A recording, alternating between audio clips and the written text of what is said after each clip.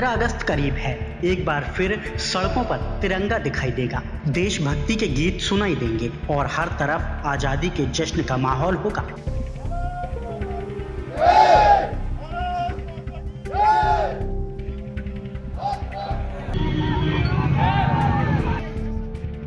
लेकिन सवाल यह है कि क्या देशभक्ति सिर्फ एक दिन की रस्म है? शायद नहीं। देश के लिए रोज ईमानदारी से काम करना, अपने कर्तव्य को निभाना और समाज के प्रति जिम्मेदार रहना भी देशभक्ति ही है।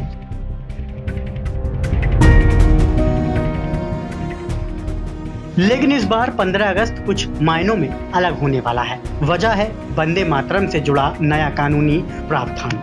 नए संशोधन के बाद राष्ट्रीय गान जन गण मन की तरह वंदे मातरम के सम्मान और उसके गायन में बाधा डालने पर भी कानूनी कार्रवाई का प्रावधान किया गया है। यानी अब सवाल सिर्फ गीत गाने का नहीं, बल्कि उन राष्ट्रीय प्रतीकों के सम्मान का है जिससे भारत के स्वतंत्रता संघर्ष और राष्ट्रीय चेतना का इतिहास जुड़ा है। नमस्कार, स्वागत है आपका फोर्थ पॉइंट न्यूज में। वंदे मातरम की कहानी आज से नहीं बल्कि 19वीं सदी से शुरू होती है। बंकिम चंद्र चट्टोपाध्याय ने 1870 के दशक में इस गीत की शुरुआत पंक्तियां लिखी। बाद में उनके उपन्यास आनंदम मठ में इसके विस्तृत रूप को जगह मिली। समय के साथ यह गीत अंग्रेजी शासन के खिलाफ संघर्ष का एक शक्तिशाली नारा बन गया। रविंद्रनाथ टैगोर ने कांग्रेस के अधिवेशन में वंदे मातरम का गीत गायन किया और इसके बाद यह स्वतंत्रता आंदोलन के सबसे चर्चित गीतों में शामिल हो गया। लेकिन इसकी कहानी सिर्फ गौरव की कहानी नहीं, विवाद की भी रही है। गीत के बाद के पदों में मातृभूमि की तुलना दुर्गा, लक्ष्मी और सरस्वती जैसे देवी स्वरूपों से की गई। इसी वजह से मुस्लिम समाज के एक हिस्से में इसके विस्तृत रूप पर आपत्ति जताई।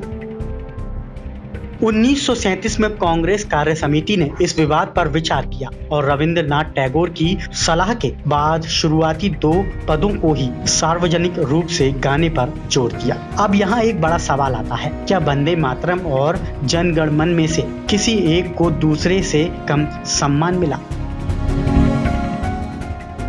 इतिहास बताता है कि 24 जनवरी 1950 को संविधान सभा के अंतिम सत्र में डॉक्टर राजेंद्र प्रसाद ने कहा था कि जन गण मन राष्ट्रीय गान रहेगा और वंदे मातरम को भी सम्मान दिया जाएगा। इसलिए आज की बहस को समझने के लिए यह फर्क जरूरी है कि सम्मान का सवाल पुराना है, लेकिन कानूनी सुरक्षा से जुड़ा प्रावधान अब विस्तार पा रहा है।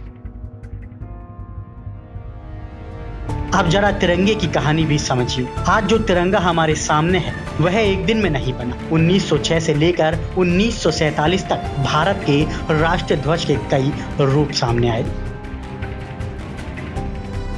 मैडम भीकाजी कामा ने विदेश की धरती पर भारतीय स्वतंत्रता का झंडा फहराया। फिर पिंगली वेंकैया के डिजाइन ने राष्ट्रीय ध्वज की कल्पना को नया आकार दिया। महात्मा गांधी ने चरखे को स्वावलंबन का प्रतीक मानते हुए झंडे में शामिल करने का सुझाव दिया। बाद में 1931 में तिरंगे के रंगों को धार्मिक पहचान से अलग करके राष्ट्रीय मूल्यों से जोड़ा गया।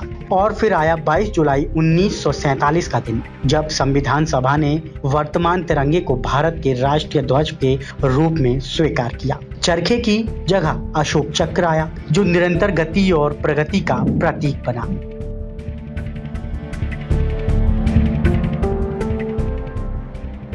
इसलिए तिरंगा सिर्फ कपड़े के 3 रंग नहीं, यह करोड़ों लोगों की साझा पहचान है। इसके सामने खड़े होकर कोई यह नहीं पूछता कि आपकी भाषा क्या है, आपका प्रदेश कौन सा है या आपकी विचारधारा क्या है।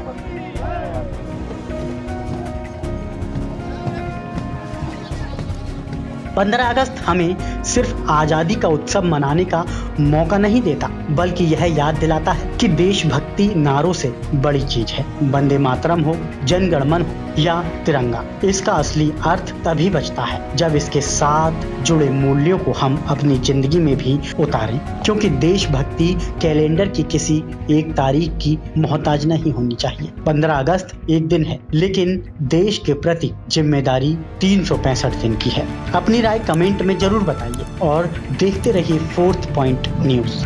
नमस्कार।